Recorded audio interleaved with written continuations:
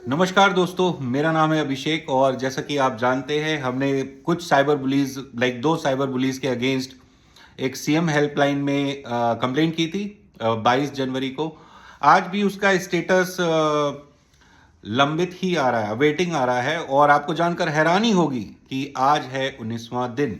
तो अगर आप सीएम हेल्पलाइन पर कंप्लेंट करते हैं तो अपना पेशेंस बना कर रखें, गवर्नमेंट पर विश्वास रखें, तभी कुछ होगा। और वैसा ही कुछ हमारे साथ है। तो जैसा कि मैंने कल कहा था कि हम आज की वीडियो आज की वीडियो रखेंगे फैमिली के बारे में। तो वही हम आज करने वाले हैं और कुछ मेरे दिमाग में आया जिसको मैं आज आपको बताने वाला हूं। तो अंत तक इस वीडियो से जुड़े रहिएगा और मेरा सपोर्ट करने के लिए आपका बहुत बहुत धन्यवाद। और आज एक बहुत इंटरेस्टिंग चीज़ हुई। बेसिकली मेरे पास एक फ़ोन आया मेरे सपोर्टर का और इंस्टाग्राम पे। तो उन्होंने मेरे को बोला कि भैया आप अपने चैनल का नाम ना चेंज करके रख लो, बुली हंटर्स, बुली हंटर्स। तो मैंने कहा यार ऐसा क्यों सजेशन आप दे रहे हो, बुली हंटर। तो उन्होंने बोला कि आप इतना अच्छा उन बुलीज की बजा रहे हो कि बहुत मज़ा आ रहा है। तो मैंने उनको बोला कि भाई मैं कोई बजा वजा नहीं रहा हूँ, ये बस मेरी फैमिली के बारे में है और जो जिस पेन से हम लोग गुजर रहे थे और जो चीज़ें हम झेल रहे थे वही चीज़ें मैं लोगों को दिखा रहा हूँ। तो खैर मैं बुली हंटर तो नाम नहीं रखूँगा क्योंकि ऐसा नाम मैं नहीं चाहता। और जो मैंने अपना चैनल का नाम रखा था, और ऐसा भी नहीं है कि मैंने अभी नया चैनल बनाया है, मेरा यूट्यूब चैनल जो है वो 2015 से एक्टिव है। वो बात दूसरी, मैं वीडियोस नहीं बनाता था because video making was never my interest. And same goes with Facebook I am using since I think 2004 2006, जब वो सिंस इट्स इंसेप्शन, जब से वो आया है तब से मैं फेसबुक यूज कर रहा हूँ। तो चलिए, तो आज बात करते हैं मेरे सबसे अच्छे दोस्त के बारे में। और मेरा जो फैमिली में जो सबसे अच्छा दोस्त है वो शॉकिंगली 80 ईयर्स के हैं। तो मैं आपको दिखाना चाहता हूँ कि मेरे सबसे अच्छे दोस्त कौन हैं। मेरे दादाजी, उनके बारे में बात करेंगे। और मैंने एक वीडियो में थोड़ा सा उनको फिल्म भी किया था, तो ये रही वो वीडियो। आप पहले ये वीडियो देखिए और उनकी क्यूटनेस देखिए, और अगर आपको उनकी क्यूटनेस पसंद आए तो वीडियो को लाइक भी जरूर करिएगा। ये देखिए आप वीडियो। 80+ ईयर्स के हैं, ये सो रहे हैं। बाबा जरा हाय बोलना, मेरे व्यूअर्स को हाय बोलना। हाय ऐसे बोल दो, हाय कैमरा में देख के, हाय तो ये मेरे बाबा हैं। तो ये है मेरे grandfather and he is my super hero. और मैं उनको सुपर हीरो क्यों कहता हूं, क्योंकि यही वो व्यक्ति है, यही वो नींव है हमारे परिवार की, जिन्होंने संघर्ष को चुना, जिन्होंने शिक्षा को चुना। और इसीलिए मैं इनकी बहुत रिस्पेक्ट करता हूं। मैंने बचपन से इनको देखा है। He always guided me the right path. And उनको बहुत अच्छे से पता है कि how to behave with people, किस तरीके से लोगों से व्यवहार करना चाहिए, किस तरीके से लोगों से मिलना चाहिए। और छोटी छोटी लाइफ की बातें मैंने अपने बाबा से ही सीखी हैं। तो अगर आपके पास ये प्रिविलेज है तो एंजॉय कीजिए, राइट। और भगवान का बहुत बहुत शुक्रिया अदा कीजिए कि 40 ईयर्स की उम्र में या 45 की एज में भी आपके पास दादा हैं या दादी हैं, ठीक है। और तो इनकी बात करते हैं। ये मेरे दादाजी थे और मेरे दादाजी के 5 भाई थे और 3 बहनें थी। और बरेली से करीब 30 किलोमीटर दूर हमारा गांव था जहां से मेरे दादाजी रहते थे अपने परिवार के साथ। और जैसा कि मैं आपको पहले भी बता चुका हूं, बहुत ज़्यादा प्रिविलेजेस नहीं थी। और गांव में तो आज भी आप लोग देखते ही होंगे कि शिक्षा को लेकर और बेसिक ज़रूरतों के लेकर, बिजली है, पानी है, इन चीज़ों की कितनी दिक्कत रहती है। और मैं बात कर रहा हूं आज से करीब 80 साल 75 साल पहले की, ठीक है। तो मेरे दादाजी के 5 भाई और 3 बहनें थी, ये टोटल 8 बच्चे थे। और सबसे अच्छी बात इनकी फैमिली में ये थी कि ये 8 के 8 बच्चे पढ़ने जाते थे। ठीक है। तो किसी ने 5th किया, किसी ने 8th किया। 8th को पहले मैट्रिक बोलते थे, जो शायद जेनजी से पहले वाली जनरेशन होगी वो जानती होगी कि मैट्रिक और ये सब क्या था।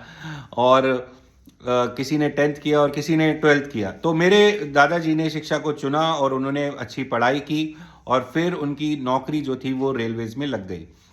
अब क्योंकि रेलवेज की नौकरी जो थी वो बहुत अच्छा ग्रेड नहीं था, इसीलिए उन्होंने दोबारा से एक नौकरी के लिए अप्लाई किया लोक निर्माण विभाग में, और वहां पर एज अ क्लर्क उन्होंने ज्वाइन किया। तो एज अ क्लर्क ज्वाइन करने के बाद अब आपको लग रहा होगा कि भाई दादाजी ने एज अ क्लर्क ज्वाइन कर लिया लोक निर्माण विभाग में, तो इससे तो अच्छी कोई बात ही नहीं है, ठीक है। लेकिन संघर्ष वहां भी खत्म नहीं हुआ। और संघर्ष क्यों नहीं खत्म हुआ? बिकॉज मैं अभी की बात नहीं कर रहा हूं जहां पे स्केल्स बहुत अच्छे हैं, जहां पे सैलरीज ऑन टाइम मिलती हैं। मैं बात कर रहा हूं करीब 60 साल पहले की, ठीक है, जहां पे मेरे दादाजी मुझे बताते हैं कि कभी कभार ऐसा होता था कि 6-6 महीने सैलरी नहीं मिलती थी, ठीक है। और 6 महीने सैलरी मिलती नहीं थी। और गवर्नमेंट जॉब में एक्चुअली होता क्या है कि अगर आपकी गवर्नमेंट जॉब है तो और आपको एक सैलरी नहीं मिल रही है तो आप दुविधा में आ जाते हैं कि भाई जॉब छोड़ूं या करूं, राइट। लेकिन ठीक है, वो टाइम भी इन लोगों ने निकाला। और मेरे दादाजी बताते हैं कि उस टाइम पे मेरी दादी ने बैग सिलकर, कपड़े सिलकर इस तरीके से अपने बच्चों को पाला, क्योंकि उस समय भी मेरे पापा थे और मेरी 2 बड़ी बुआएं जो हैं वो थीं घर में। तो 2-3 बच्चे थे उस समय जिनको पालने की जिम्मेदारी इनके ऊपर थी।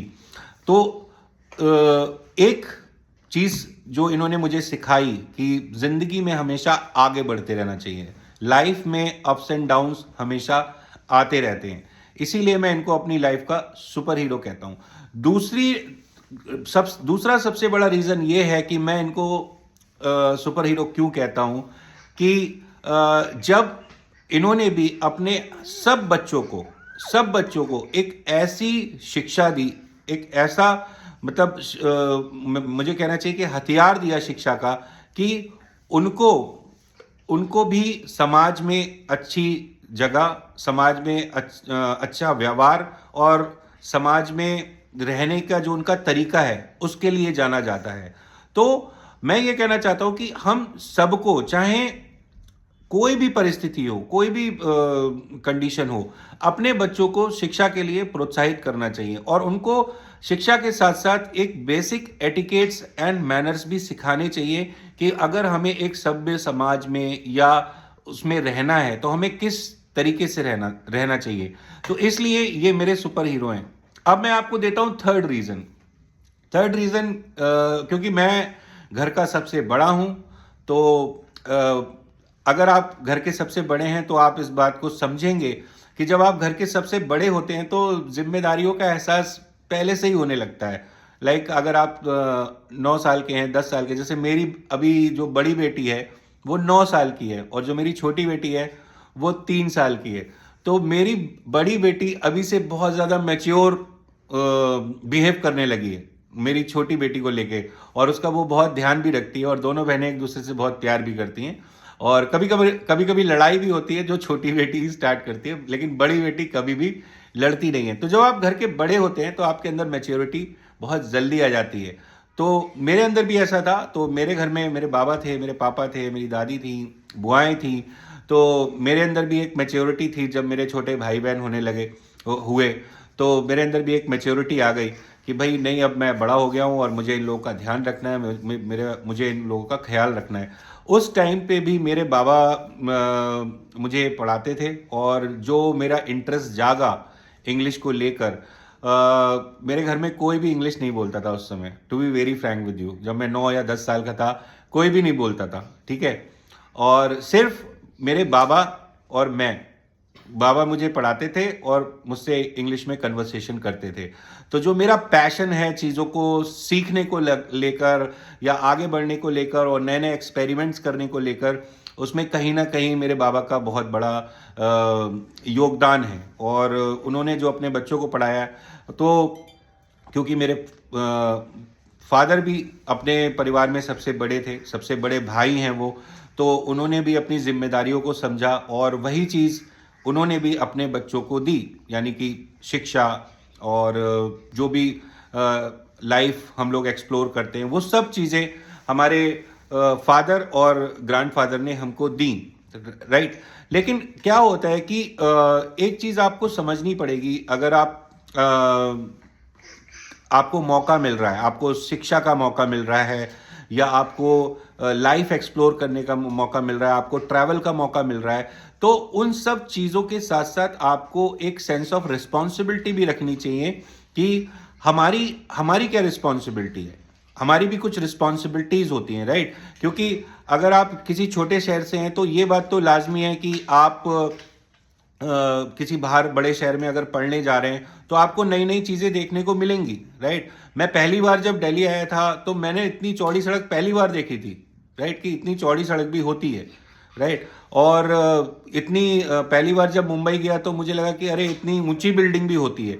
तो जब आप नए शहर में जाते हैं, नई जगह पर शिफ्ट होते हैं, तो आपके पास आज़ादी तो होती है, लिबर्टी तो होती है, बट उसके साथ साथ आपको एक सेंस ऑफ रिस्पॉन्सिबिलिटी भी होनी चाहिए, because you are carrying the whole legacy of your family, right. And यही चीज़ मेरे साथ थी, क्योंकि मैं जानता हूँ यहाँ पे मैं पिछले 25 सालों से मैं घर से बाहर हूँ, लगभग 25 से 26 साल होने जा रहे होंगे जब मैं घर से बाहर हूँ, और मैं ये समझता हूँ कि I never fought with anybody. मेरी यहाँ पे किसी से लड़ाई नहीं हुई, मेरी किसी से गाली गलौच नहीं हुई, मैंने किसी से कभी मिसबिहेव नहीं किया, मेरी कॉलेज में किसी से लड़ाई नहीं हुई, राइट।